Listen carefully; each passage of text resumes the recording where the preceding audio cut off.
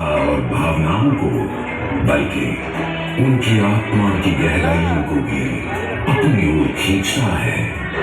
महाकुंभ क्या है वो शक्ति जो हम सबको एक सूत्र में बांधती है? उत्तर है गंगा।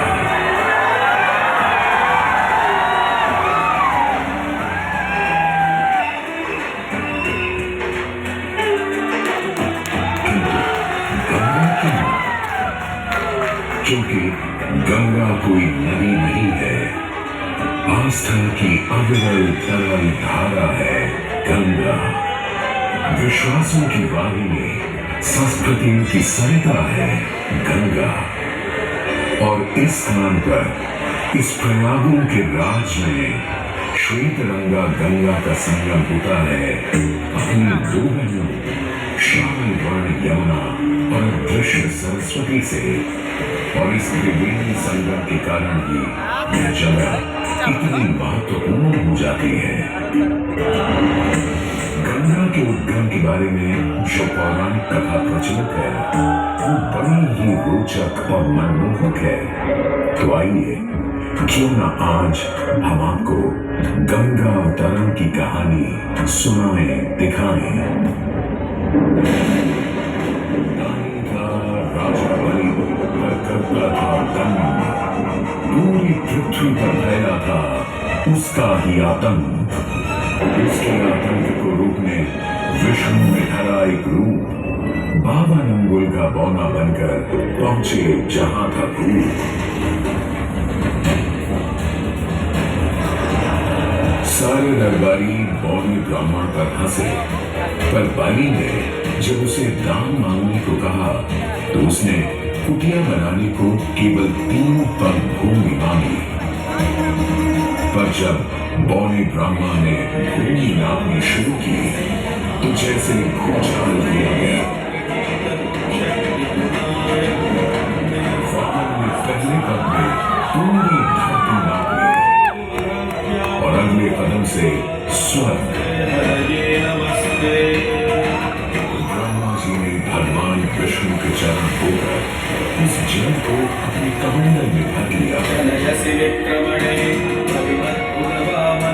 और अब वामन अवतार ने अपना तीसरा पग बलि के सिर पर रख उसे पाताल लोक भेज मुक्त दे दिया।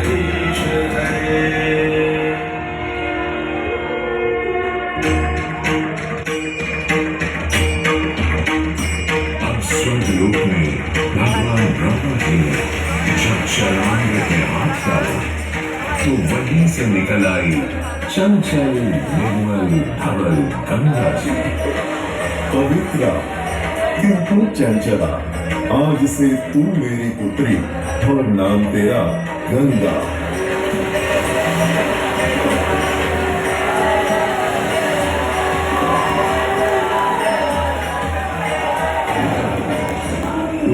कुछ समय बाद सतयुग में इक्ष्वाकु कुल के सूर्यवंशी राजा सगर ने सारे संसार को जीतने के लिए एक अश्वमेध यज्ञ का संकल्प किया। सुने सुने सुने सब सुने, यह चिन्हित पूजित धवल अश्व जहां भी जाएगा वो भूमि राजा सगर की मानी जाएगी। यदि किसी ने इस अश्व को रोका या पकड़ा तो उसे सगर के 60,000 एक पुत्रों और उनकी लक्षाधिक सेना का सामना करना पड़ेगा। सुने सुने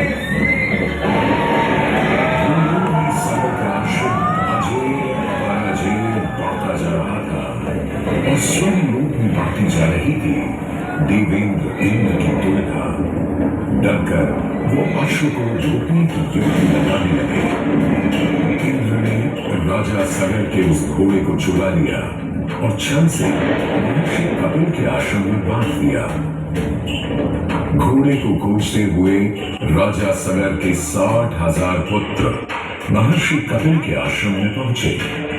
वहां घोड़े को बंधा हुआ देख क्रोधित पुत्रों ने कपिल मुनि को घोड़ा चोर समझा और उन्हें अपशब्द कहने लगे।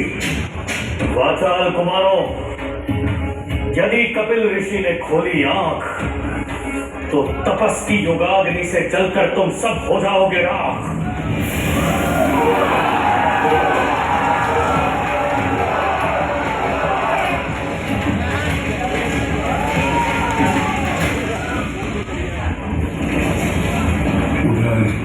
सागर थे चिंतित। न अश्व का पता था, न पुत्रों का कोई समाचार। पिता का दुख देख पुत्र अंशुमन चल पड़े खोज पर। जब महर्षि कपिल के आश्रम पहुंचे तो देखा अश्व को और साथ ही अपने 60,000 भाइयों की भस्म को। महर्षि से की क्षमा याचना और पूछा तर्पण का उपाय। तुम्हारे भाई थे घमंडी, अविवेकी और अभिमानी। भस्म कर दिया उन्हें मैंने, जो उन्होंने मेरी नहीं मानी।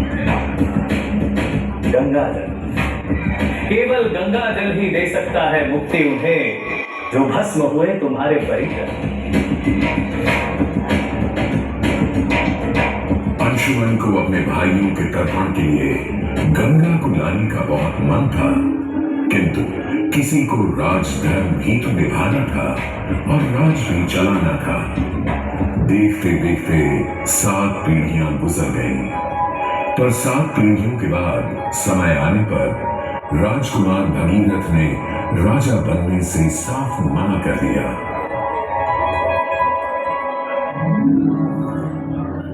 क्षमा कीजिए, क्या ये आवश्यक है कि राजा का बेटा ही राजा बने? मैं पहले तपस्या करूं और फिर ब्रह्मा से गंगा को मांग कर पृथ्वी पर ले आऊं और फिर उनके पावन पवित्र जल से अपने 60,000 पूर्वजों का अर्पण करूं। वर्ष बदले, ऋतुओं की हवा बदली, नदियों के किनारे बदले, किंतु नहीं बदला भगीरथ का संकल्प, गंगा अवतरण।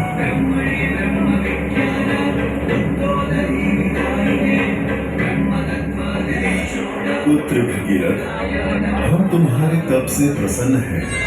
बताओ क्या आशीर्वाद चाहिए?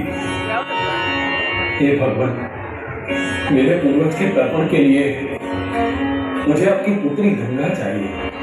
तथास्तु, किंतु यदि गंगा स्वर्ग से सीधे धरती पर गिरी तो पृथ्वी को चीरते हुए गंगा सीधे पाताल में पहुंच जाएगी। इसलिए तुम भगवान शिव शंकर को मनाओ ताकि गंगा जब स्वर्ग से नीचे उतरे तो वो उसे अपनी जटा में थाम ले। अब भगीरथ ने एक अंगूठे पर खड़े होकर भगवान शंकर को मनाने के लिए शिव शंकर का जाप शुरू कर दिया। जय मन भावन, जय पतित पावन, शोभ विशावन शिव शंभो, विपद विहारम अधम उदाहरण सत्य सनातन शिव शंभो, राज वचन हर जल जनयन वर धवल वदन। कोई भी वर मांग लो आज। हे प्रभु,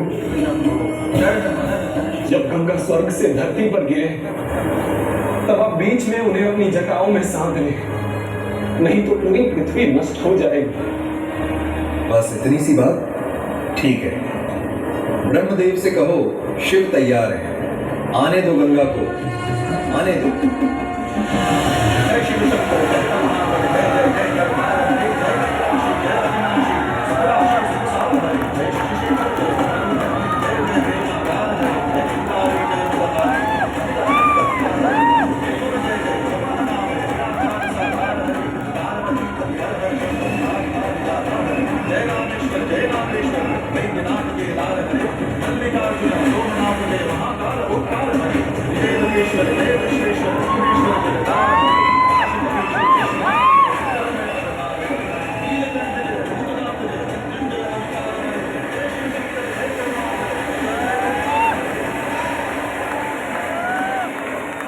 और यूं गंगा ने भगीरथ के साथ गंगा सागर जाकर सगर के पुत्रों का उद्धार किया।